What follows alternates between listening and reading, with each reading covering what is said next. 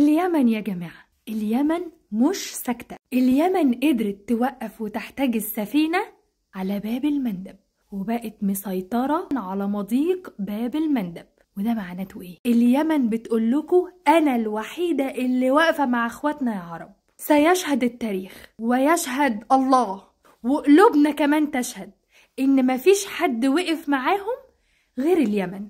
اهل العروبة اليمن، اهل الشجاعة اليمن، الدولة الوحيدة اللي حطت علم ديكها ودوكها تحت رجليهم ومشوا عليه.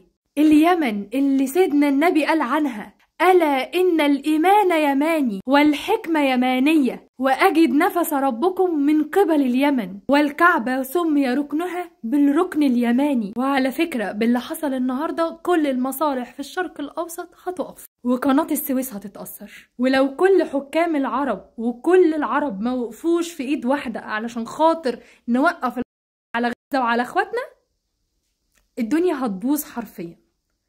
ايدينا في ايد بعض ولو مرة لله.